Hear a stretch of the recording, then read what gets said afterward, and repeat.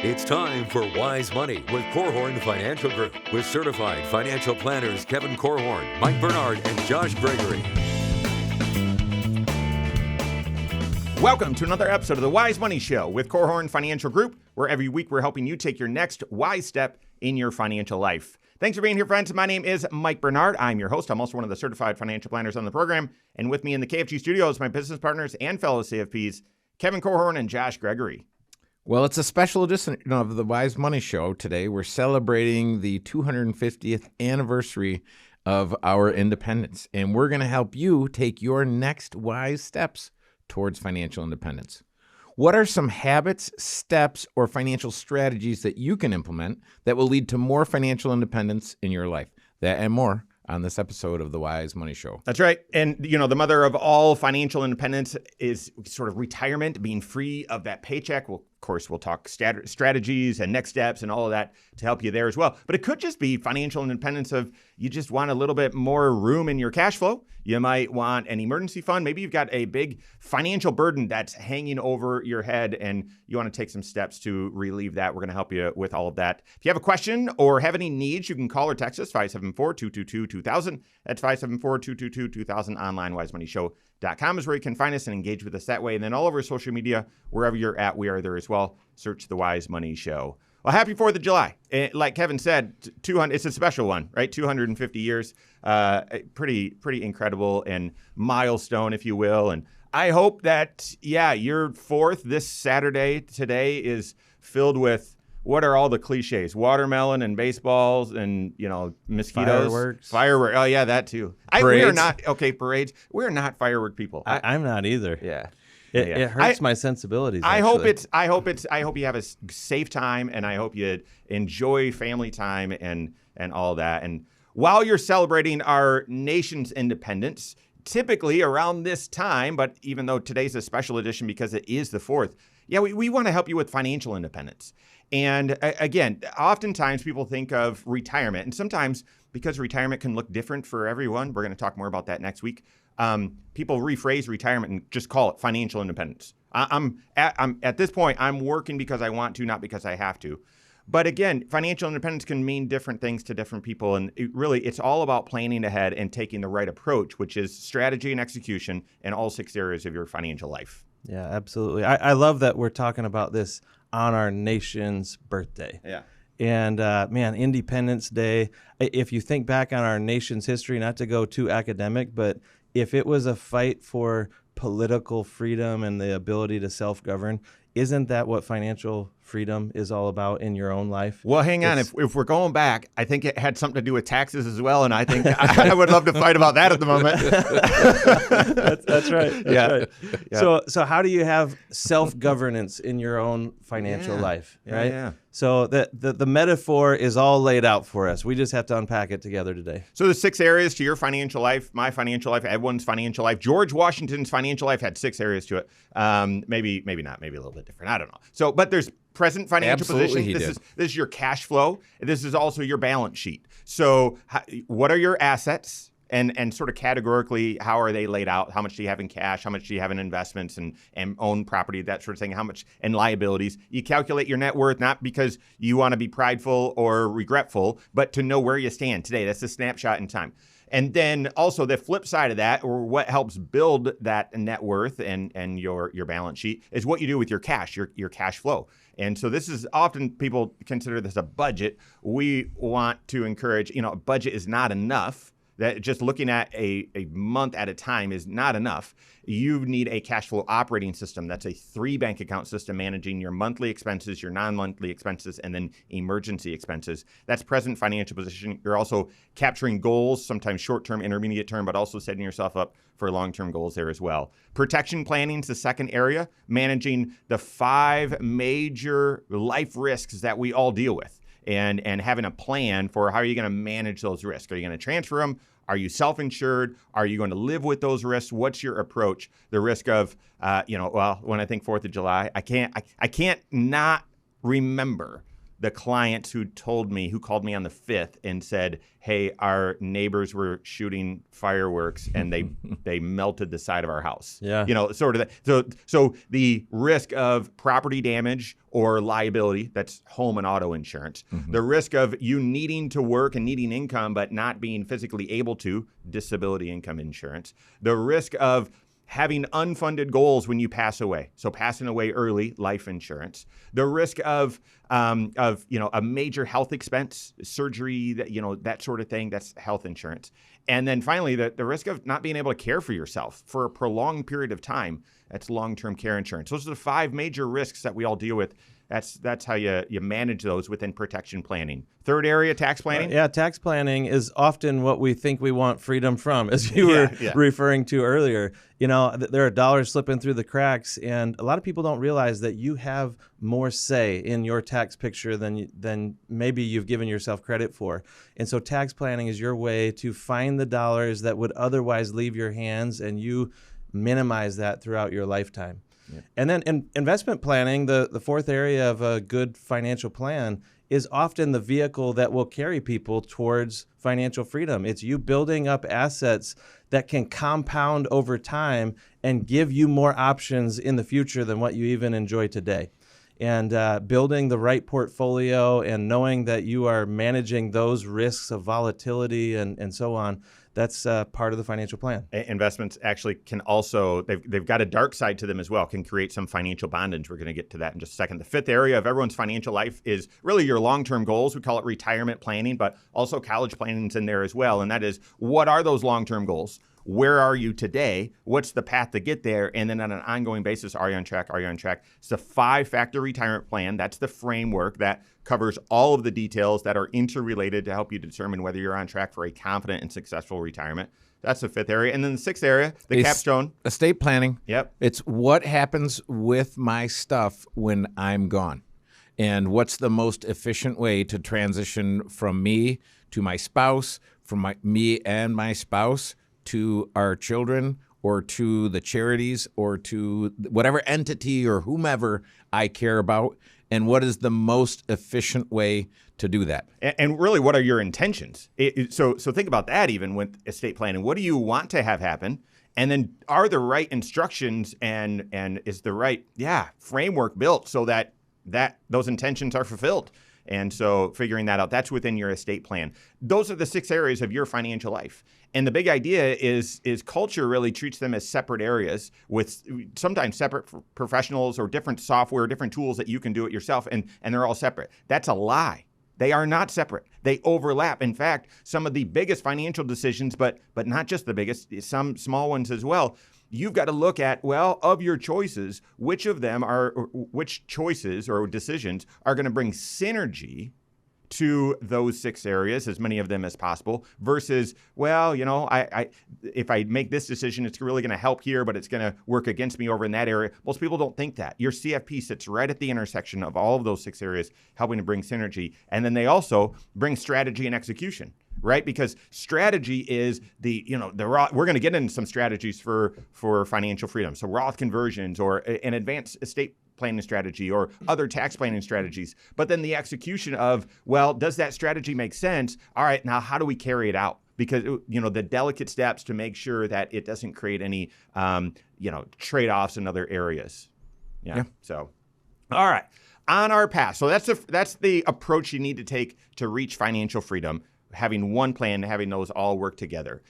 Before we get into the strategies and the habits and the steps that you can take to achieve more financial freedom, the opposite of financial freedom is financial bondage. Mm-hmm. And no one signs up for that. No one willingly would say, I'd love more of that. Yeah. But really the opposite of freedom is bondage. So what does financial bondage really look like today?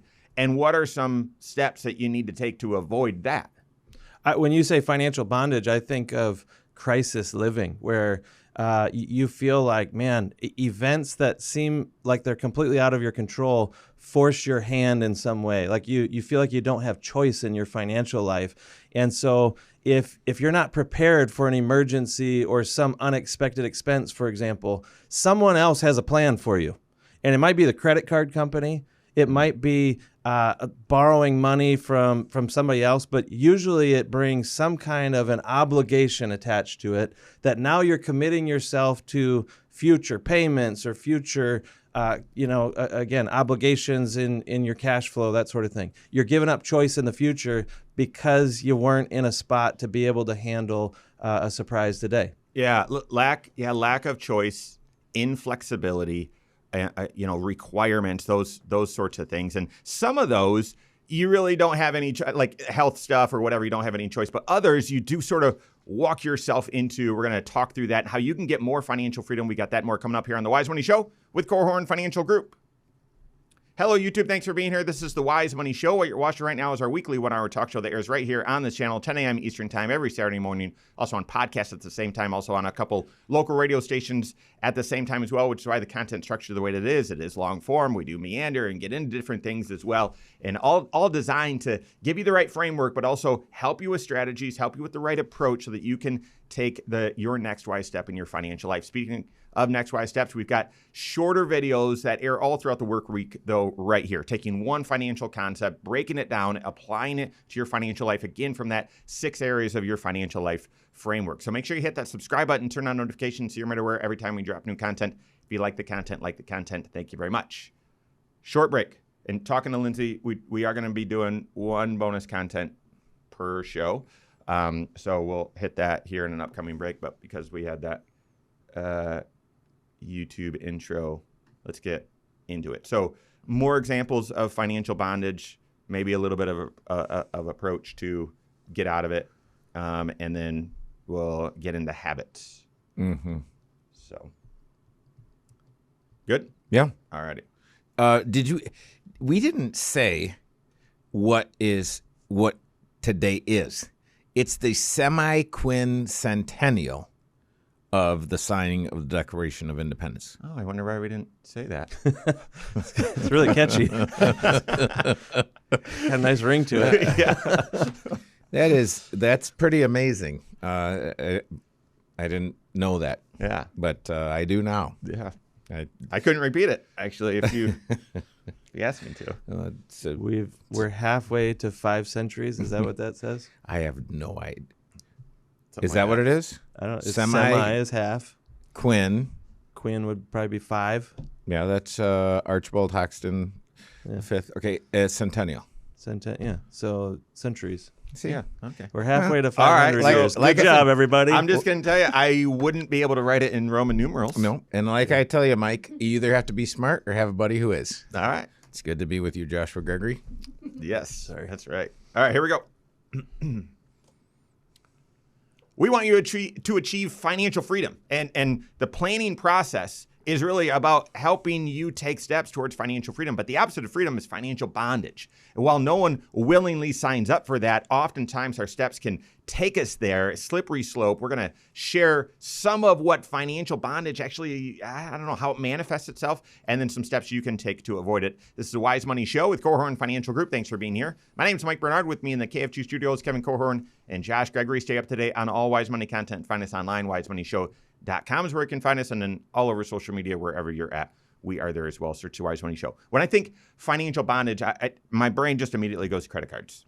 And it's funny because credit cards are initially a way to be free. Well, I want to do this. I want to buy this. I want to get this. And you might say, well, I've got it in the bank, but I'm just going to use the credit card for whatever reason. Mm-hmm. Or you might say, it'll be in the bank next month or next week, and I want to do it now. And so at first glance, it feels like, well, I'm free. I have free choice. I'm going to use this card. But if not managed well, it reverses that and becomes the opposite. Yeah, if you go at a very high level, you would say the system has been set up and kind of rigged to make it very easy for you to step into bondage. Yeah. And you say, well, what does it mean to step into bondage? Well, here's what you can do. You can have this today and have the satisfaction and the pleasure that comes with having this, and you can pay for it tomorrow or at some point in the future. So if you're willing to put some sort of an IOU against future income, then you can enjoy this today. And the problem with that is knowing how to balance that. Yeah. Especially if I'm 18 to 22 and I'm told, hey, you can have student loans. So I go and get student loans. What's a loan? What's $10,000? What's $40,000? I don't really know. And so I step into this, and then eventually I've made commitments for future income, and it's no fun. I've been there and done that, where you're making money, but the money that you're making isn't yours.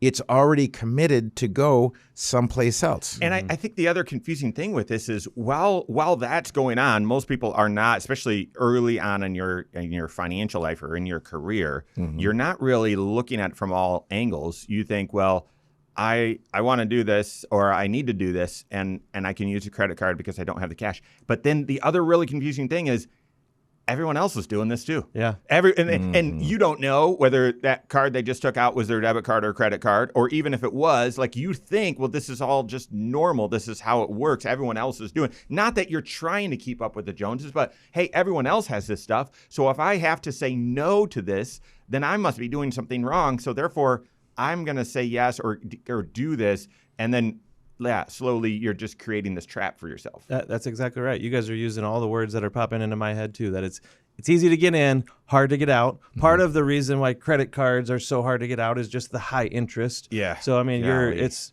2 steps forward, 1 step back as you're making payments on those things. And a lot of people, they just don't realize how much of a trap it really can be. And then, even car loans, for example, is it possible to buy a car without a car loan? It is. But it's not easy. Gosh, yeah. And once you've committed yourself to that monthly payment, if it fits today, but you don't really know what the future holds and what other commitments and needs you're going to have down the road, cash flow could get tighter in the future, not more loose and easy. And so it becomes difficult to get your way back out of that debt or that obligation that you've made for yourself. This is a few years ago now, talking to some friends that I grew up with, where they were, hey, we need some help, and can you give us some perspective? And they had 2 car loans, and one of them was about to get paid off, and that was part of why they were calling. And we talked through the conversation, and I said, hey, what would be fantastic is by the time you need the next car, you saved up cash. And I remember the look on their face. They looked at me like not only was I stupid, but I was insulting them. Yeah. And it was about 4 years before they had reached back out again. And they actually said that is what they felt. And they felt like I was totally out of touch. And they were calling to tell me that they just bought their next vehicle with cash. How awesome is that? It was awesome. Now, okay, so next thing within bondage, I think house and house poor. Because you're signing up for something and you're making a commitment that you don't know what's coming with it. Cindy and I have been in the same house for a long time. We actually moved in when Cindy was 8 months pregnant. That's fun. And then we had Kuiper, and he was born on the 30th, right? And we get home from the hospital, I think, on the 2nd or 3rd. And our neighborhood has this big 4th of July party on the 3rd, and we're holding this infant that we're just trying to get to sleep. And it sounds like we're in the middle of the Revolutionary War. It was awful. But you make a decision with a house, and there's a bunch of tag-along expenses, so that can be bondage. And then I also mentioned the stock market. Or let me just say it's not just lack of resources that leads to bondage. Too much focus on money, or too much focus on the stock market ebbs and flows. Guys, I mean, that might feel like, no, as I build more money, I need to be responsible. I need to watch it, and I need to be super careful. And guys, that is another form of bondage. It doesn't feel like it. Feels different than, well, lack of resources or I've got debt, but it still is bondage. Yeah. So when I think of bondage, if I've loaded up, I've got a student loan payment, I've got either a house payment or a lease, I've got a car payment, and I've got maybe some credit card payments. If I have these things and I go slow pay, no pay on any of them, all of a sudden, almost immediately, everything becomes more expensive. Yeah. So the next car loan I want to get, it's going to cost more because my credit score is lower. My insurance costs more for my home and auto because my credit score is lower. And so you have to look and say, well, what is the game, and what is the game that I'm trying to play? And then I would encourage you to say, hey, what would I set for goals? What would I set for a target? If you're listening right now and you say, hey, listen, I don't want to hear my financial life's a mess. I tell you, look, I haven't met anyone that wasn't 18 months away from getting really, for the most part, dug out. Not maybe the whole slate is not clean, but getting free from the feeling of I am in bondage and I have no peace and I have no choices, I have no anything.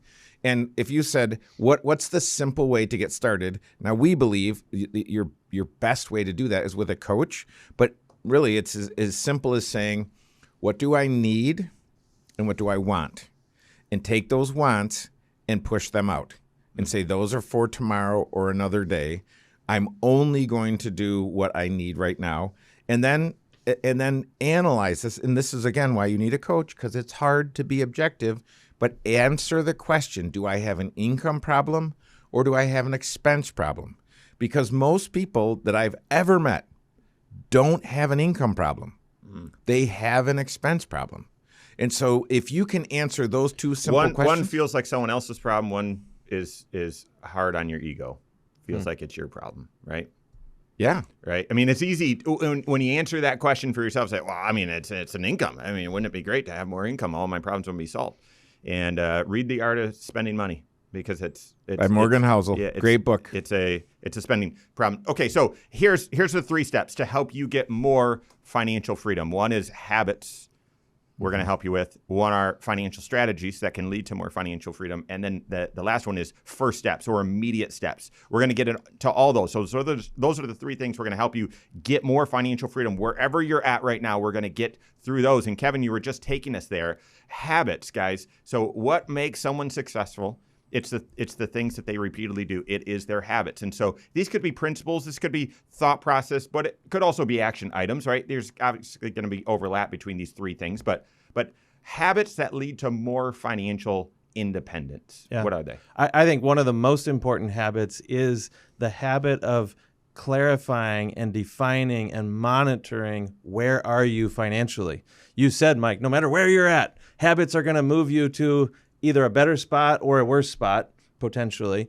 And you need to know, where is that spot that you're at right now? And then setting goals and monitoring your progress towards the goals is also a habit. It's a rhythm. It's an activity that you need to be engaging in regularly, because it's what fuels you. It's what encourages you. It's what allows you to see, hey, I'm headed in the right direction here. As I'm doing the hard work of leaving bondage behind and moving more and more towards financial freedom, you got to be able to measure that there's progress happening. Otherwise, you get burned out, you get discouraged, you lose some of that momentum and energy. Yeah, I completely agree. More financial habits and then financial strategies, as well as first steps. We've got that and more coming up here on the Wise Money Show with Korhorn Financial Group. Okay. We are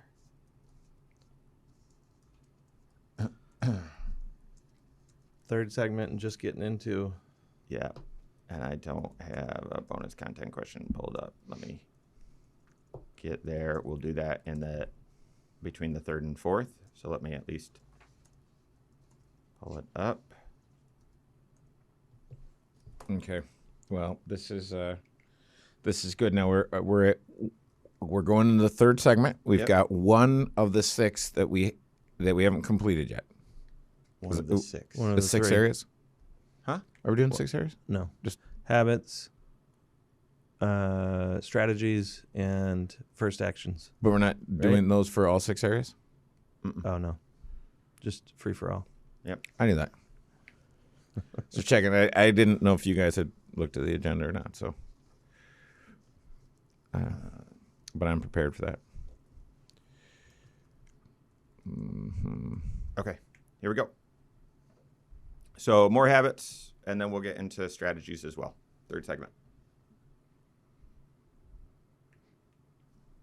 What are the habits, the things that you repeatedly do daily, maybe even I don't know, unconsciously, just on autopilot, that actually can lead you to financial success. Kevin just said he hasn't met anyone that's not 18 months away from having a clean slate and being on the right financial trajectory. I completely agree. It's up to your habits. We're sharing those right now. This is the Wise Money Show with Korhorn Financial Group. Thanks for being here. My name's Mike Bernard. With me in the KFG studios, Kevin Korhorn and Josh Gregory. Every episode of the Wise Money Show is on podcast. Wherever you listen, just search the Wise Money Show. Subscribe to the show there as well and rate the program. That is helpful feedback for us. We appreciate it. Helping you on this special edition of the Wise Money Show, our nation's Independence Day, helping you reach more financial independence by having the right habits, by having the right financial strategies, and then the right first steps that you can take to wherever you're at, whether you're riding high or you're feeling stuck or in crisis mode, all designed to help you get a little bit more financial freedom. So the habit of knowing where you're at, that is updating your balance sheet. I would also say having the right framework, the cash flow framework. Josh, you also said the habit of financial goals. We coach all of our clients and help them with writing those. I create financial goals along with other goals like health goals and whatnot every single year. And I will tell you, I don't achieve all of them. One, I already know for this year, I will not achieve it. And that's okay. Life changes. Life throws you curveballs. I'm not gonna achieve it. And that's okay. So many people avoid writing goals because, oh gosh, what if I fail? It's all right. I mean, that's better than not having the right direction or not pushing yourself to strive and improve. So those are a few essential habits. Kevin, what would you say? What are some other habits, repeatedly, either a thought process or principles that people can have that lead to more financial independence? I think one of the best habits is to automate your decision making. And so I don't have to think or rethink or redecide every time I get a paycheck or every time another opportunity comes up. And I would get crystal clear on what am I focused on. I like maybe just have one main financial goal. And I would start, we talked about the 6 areas of financial planning, but really in order to tame the financial tiger, it is really having a great handle on your present financial position. So I would have, if I need to have a budget, and there are many different ways to have a budget, I would have a budget that works for me and for the most part is automated. Yeah. I don't have to think about it. Can I add to that? Because I completely agree, but I used to say I would automate all of your savings and none of your expenses. Mm-hmm. And I think in today's world with, subscriptions, you just can't do that. But I would really fight against that can't. And I would automate as few of your expenses as possible. And this is coming from someone who is a real person who has had the utility bill that I'm saying I never got in the mail, and then I get the notice. I realize, I'm like, well, I don't think I've paid the electric bill. What is going on with that? And then I get the notice, hey, you're late on that, right? And as soon as that happens to you, you get frustrated, you get embarrassed and say, okay, sign me up, just automatically pull it out. But as soon as you do that, you lose visibility and you lose control, you lose awareness. And so, and I'm not knocking that choice, right? If that makes it easy for you, that's fine. I would just automate all of your savings and as few of your expenses as possible. Yeah, so, and I would automate as many of my expenses as possible. Yeah, because I don't want to think about it. And that's exactly the point, though. Yeah, exactly. That's my point. Yeah, I want exactly. I want to think. Exactly I want to think about it. I don't want to think about it, dude. I can't. You know why? Because it hurts my feelings. So this is what you have to do. You have to examine. Because we're talking about some different things like, okay, let's have some margin in our lives. Do I need? Do I want? Well, here is the issue. It's the internal finance piece. Like, what if spending money really messes me up? Or what if not spending all that I have and borrowing some more really messes me up? Like I need to. I've met folks. And I remember in my very first year as a financial advisor, I was making nothing, but my wife was working. So together we were making nothing. And so we were making relatively nothing. And I met with a client who is a very white collar, very professional, made an amazing amount of money. And we had this great fact finder to give them, and they did their budget, and they did it more thoroughly than anyone I'd ever met. And I I looked at this, I'm like, okay, wait a minute. And I'm sitting down with them, and I'm saying, wait a minute, here's what you're making, here's what you're bringing in, and here's what you're spending. Spending more than what you're You're making. spending more. And they looked at me and they said, yeah, we know. And I'm like, okay, well, what do you think needs to change? And they're like, well, it's just how we do it. And they did that until they couldn't do it anymore. And then they unwound. And so they took having a couple different places and a place here and a place there and this and that and the other thing and the toys and blah, blah, blah. And gradually they just unwound it till they got their life financially simple, but they never had the margin. Yeah. From my perspective, the peace. Okay, so yeah, another habit then, building margin into your financial life. Yeah, Which you do that by budgeting, right? Having a handle on your cash flow, you controlling where the dollars are going each and every month, so that there's some extra capacity to build towards the goals that are most important to you. Yeah. It is a habit. It's also a strategy. I was going to just take us there. Yeah. Yeah. The 3 bank account system, having the visibility and the management of your month-to-month cash flow and making sure that there's margin, and then having awareness for the known upcoming expenses. Yes, some of them are needs, some may be wants, but setting the money aside for those. It's second bank account, and then emergency fund, that's third. Yeah, and we love to see it when people are living well within their means, so that if for example, you could live off of 85% of your take-home pay and you left for yourself 15% of margin or 15% of goal achievement dollars, now you've got the firepower to go attack the debt and get it wiped out faster, or you've got the money available to start building up savings for your longest term goals and things.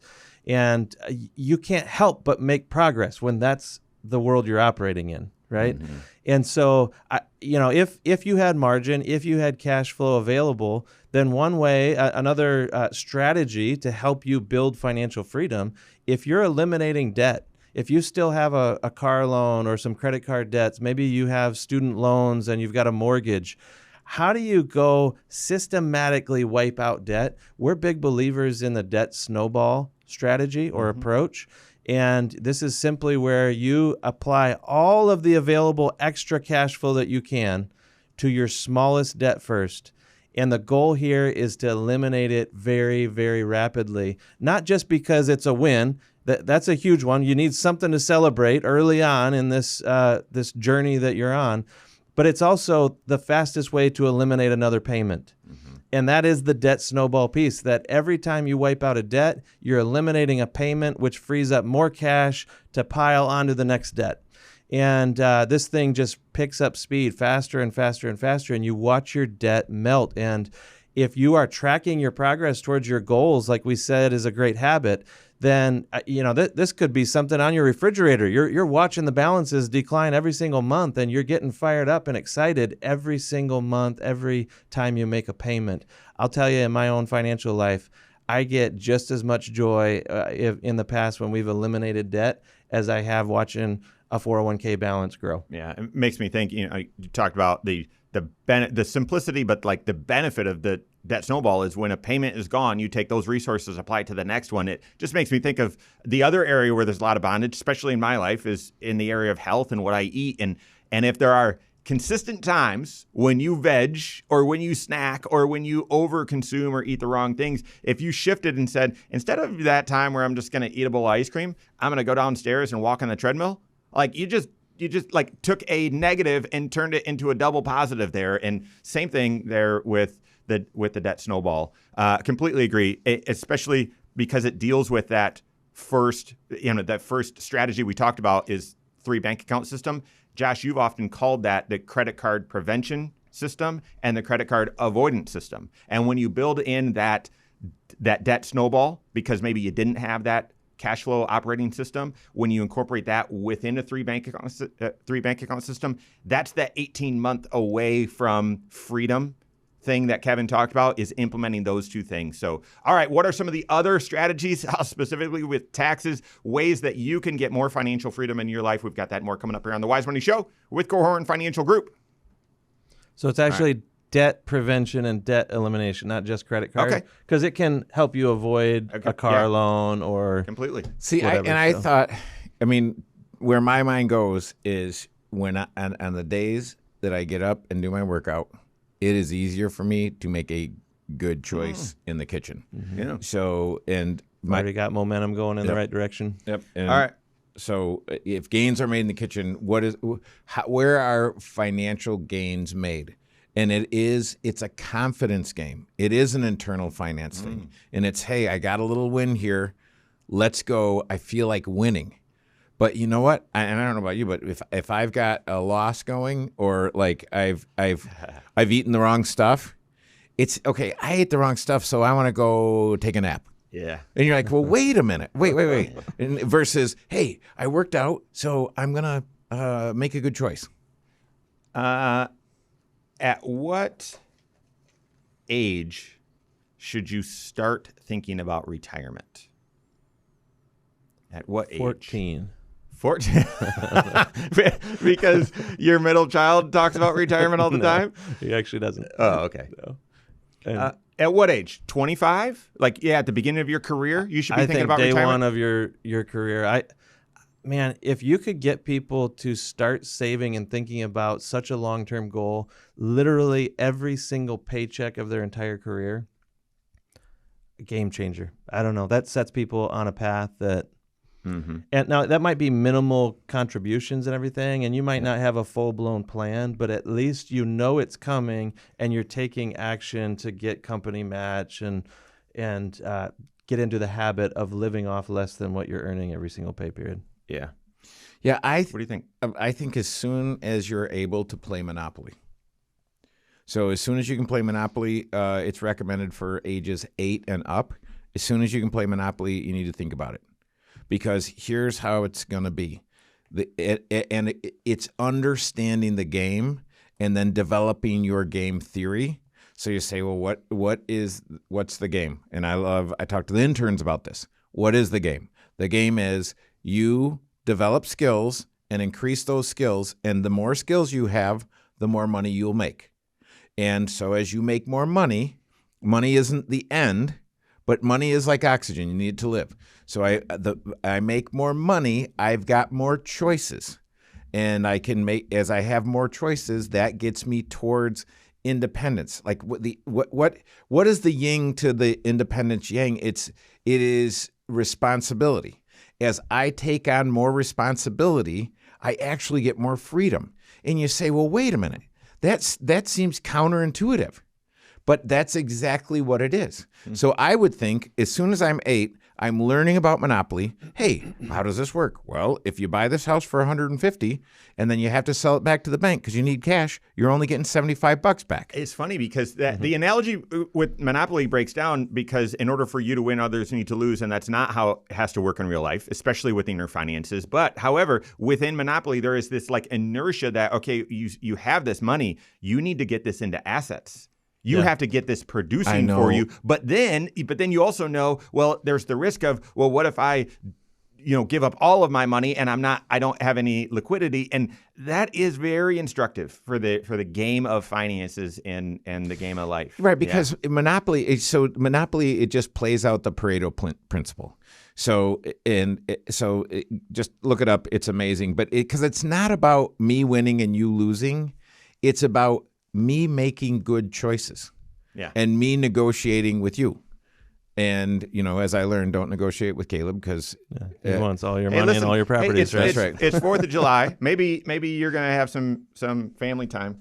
Maybe play a little Monopoly and leave a comment below if you finished the game. I think I've finished one game of Monopoly in my life. Finish the game without some sort of fight in the family. That's right. Yeah. Or someone throwing a fit. That could be a good way to just, if you're trying to sleep and there's fireworks going off, like maybe you stay up and play Monopoly because it takes forever. That's right. All right, here we go. Last segment, land the plane, hit a couple more financial strategies, and then into first steps. Love it.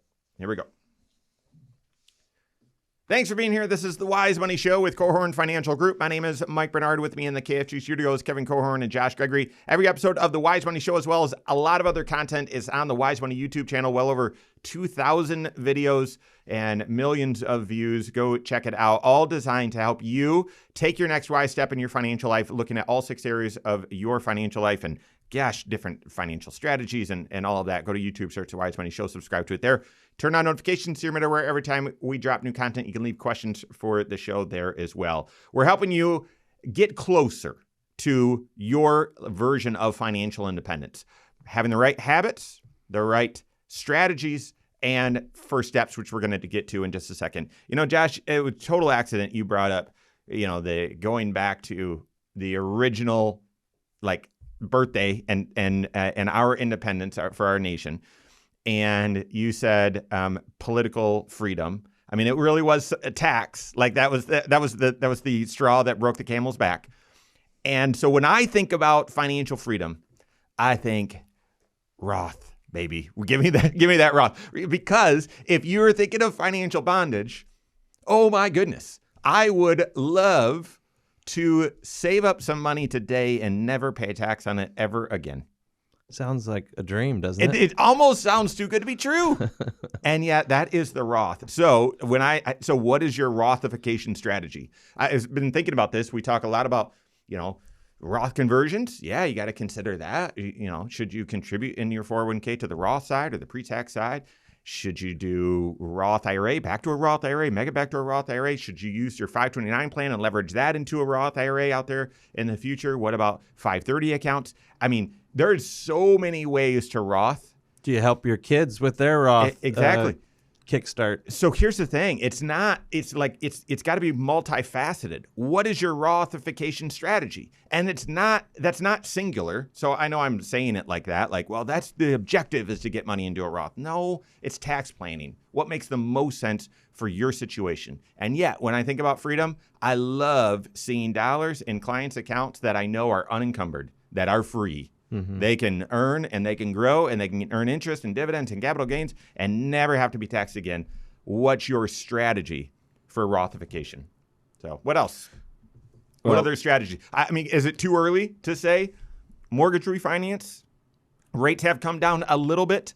They're not down a ton, but that is a strategy that can help you manage your, lower your payment, maybe keep your payment the same, but you have more going to principal. I mean, hopefully we're a year away from rates being really back down, I would say, to normal levels. I think refinancing is a tool that if it's in the right hands and with the right plan, it can absolutely reduce the amount of interest expense over the life of the loan and everything. If used incorrectly, refinancing, especially if you start consolidating debt and everything, to just free up cash flow. You can always free up cash flow by stretching your 30-year mortgage that you're halfway done with. You could stretch it out over a new 30 years, and now you've got a smaller payment, right? But you're extending the debt instead of eliminating it. And then to roll more debt in and wipe out payments, if all that does is put you in a spot where, we've got some freedom in our cash flow again, let's start having some fun because it's been hard for a while here. And you start spending and then you're overspending and now you're building back the same debt that you had just rolled into a mortgage. You can actually get yourself deeper into bondage with a tool that we just said maybe could be part of your ticket out of bondage. Yeah, that's so right. It's really all about how you use it. Yep. And it's part of the reason why, Kevin said one of the very best habits that someone can have, one of the best strategies someone could have, maybe one of the next actions you need to take is to have a financial coach in your life, to be that voice, that accountability partner, that leader who helps you make sure you're not missing some opportunities or taking a wrong step in your pursuit of freedom. See, that's where I go because I'm like, what if we're going back to first principles, what do I need? I need financial wisdom. Where am I going to get financial wisdom? From a financial coach.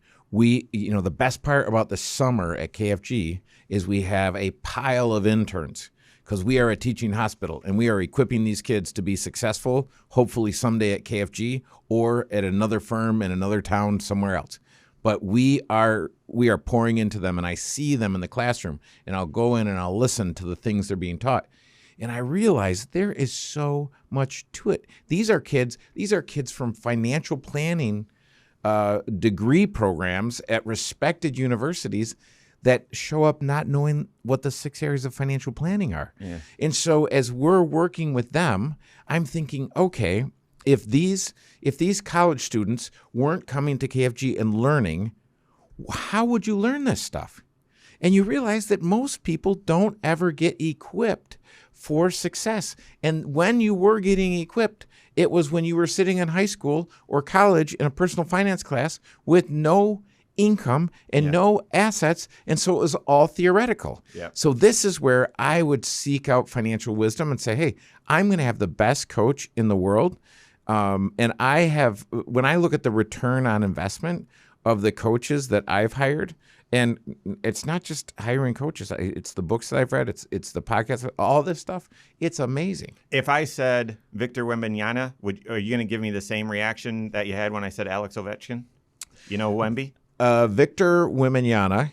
That sounds like he was Kevin, the star in the Jungle Book. No, he's a star in the NBA. Unbelievable, and the difference between this ginormous person between when he entered the league and now this year when he's really emerged is he got a different coach. Hakeem Olajuwon. He's been working with him, one of the best centers ever to play the game. Hakeem, and all of a sudden, Wemby is this force. It's the coach. It's the coach. Mm-hmm. So now as we shift into what are the first steps you need to be taking, maybe the first step is getting the right financial coach, right? That can help you take the right strides in your financial life and fully round out your approach. I think another one could be first steps is increasing how much you're saving. We haven't talked about that yet as a habit. The habit of saving money. I mean, that is for many people, that starts giving you that confidence that I can do it. It also obviously creates the nest egg that you're going to need to either fall back on when times get challenging or to replace your income out there in the future and step away. So increase how much you're saving. That could be a next step or first step for you. Yeah, I mean, the opposite of that is reducing your debt. And when I think about that, I think, start a debt snowball. That could be a first step. And there are a number of different ways to do a debt snowball, because Joshua talked about the tried and true, hey, start with the smallest debt first, pay that one off, because this is a confidence game. Get yourself some confidence and then just start the steamroller, become a financial juggernaut and say, wait a minute, this is really, really, really working. Because here's what's going to happen. You have got to have someone in your life, in your corner, that can help you throw off discouragement.